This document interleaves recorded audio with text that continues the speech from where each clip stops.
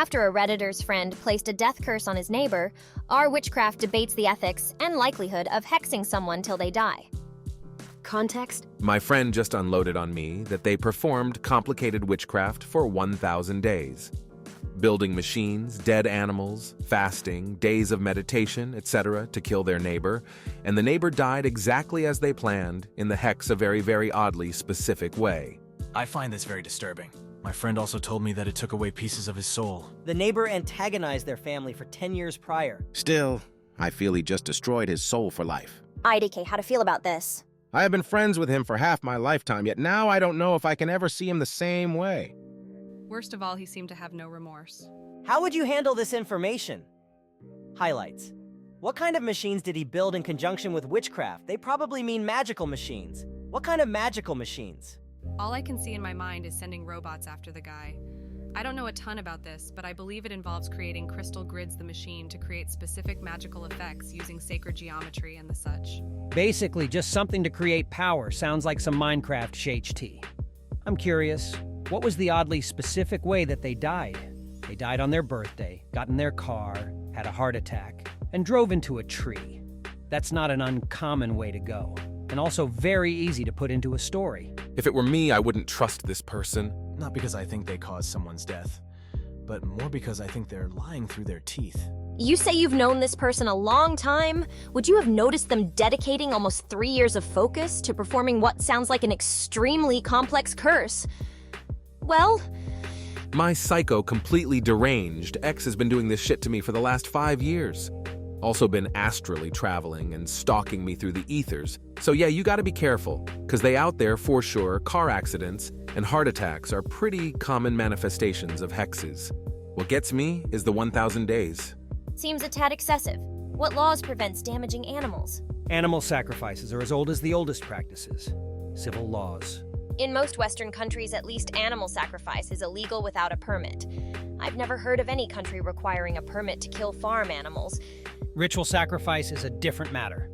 It's happened to me after I hexed a dude for stealing money from me. It's always like, was it me? I would like to say I wasn't going for death. I'd say the friend needs mental help first off. No neighbor is worth killing. After 10 years, that's more than enough time to save up and find a different home if the neighbor bothers you that badly, or to figure out a way to peacefully coexist. Second IDK, I haven't heard of death by hex before. I'd be wary about being around the person. Also killing animals. In my experience, killing animals isn't really a witchcraft sacrifice thing. Typically, you need your own blood or period blood is requested. Even in some religious texts, it specifies. To kill animals was a more ancient Jewish thing. Killing animals is also a symptom of sociopathic or psychopath. They probably aren't anyone I'd want to be close to. He apparently asked his cat to go bring dead animals, and his cat, who I have met and certainly is a familiar higher spirit, very, very special cat, understood him. His ears went back, but he did it. He brought my friend dead animal after he asked for them. So the cat killed the animals for this person. There's many sides to this. In my experience, if you really concentrate and know what you are doing, you can indeed use witchcraft to end someone. I think that conventionally people believe that there are spiritual consequences of cursing hex work, which depending on the practice may or may not be true. However, there is always some kind of exchange, whether it be time, offerings, or a part yourself. In this case, it seems like your friend had enough and wanted to end the situation for good. I don't know much about the situation, but it may even be possible that they tried lighter work like banishing or something before going drastic, and it didn't have an effect. On the other hand, while I always believe one should defend themselves, It's very easy to become fixated and psychotic. I've never heard of someone doing work for 1,000 days. Maybe a month or so, or multiple workings over time, but 1,000 days is very concerning. I think that his extraordinary amount of dedication to the task is scary, and I think that they should seek out help. Although I will say mental health providers might send your friend on a grippy sock vacation. Maybe they can help in general with regaining those lost pieces of himself. It sounds like this individual has traumatized him, and the whole process in itself was traumatic. The animal part would concern me.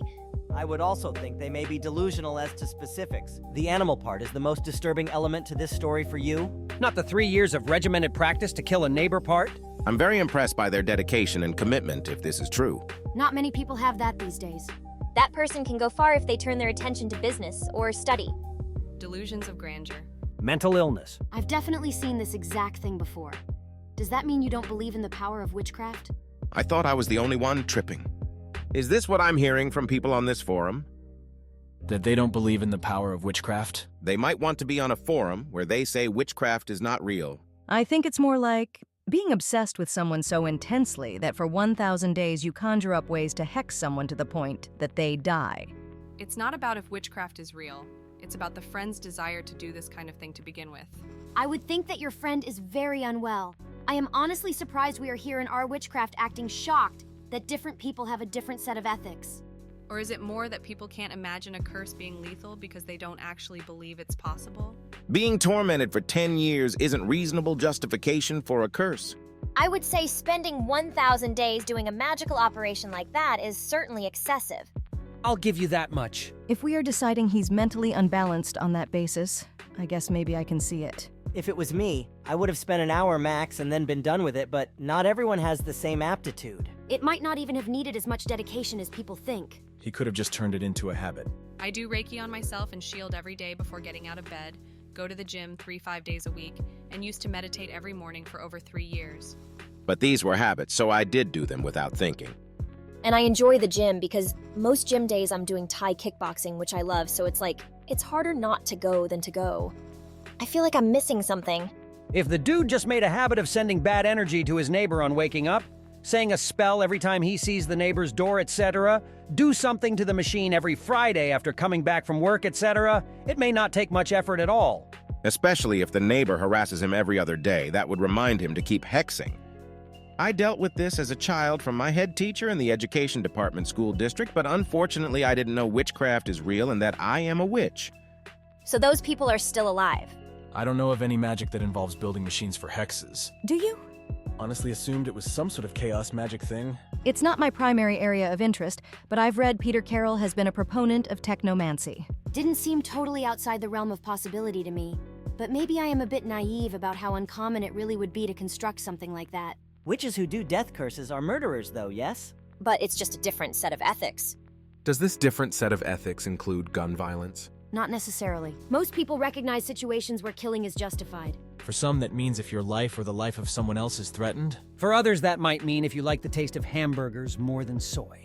One person's murder is another person's lifestyle. A good practitioner will choose the correct tool for the correct circumstance, depending upon their abilities. Jason Miller made a good point in one of his books. I think protection and reversal magic, if I'm not mistaken, but it could have been one of his others. Something about how there isn't really a separation between magical ethics and non-magical ethics. That it'll show you where you're really at. I think that was a very accurate observation.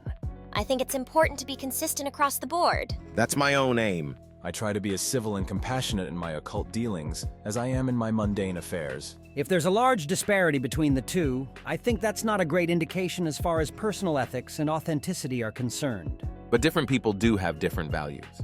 True, but most people probably agree that murder is not all that great. Just a guess, though. But nobody can agree on what a murder is.